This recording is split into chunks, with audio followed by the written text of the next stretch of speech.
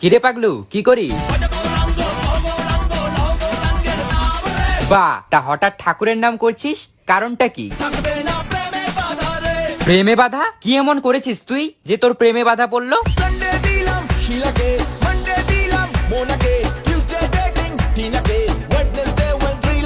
ছি ভাই ছি, এসব করে বেড়ালে তো প্রেমে বাধা পড়বেই, তাই এসব করিস কেন তুই?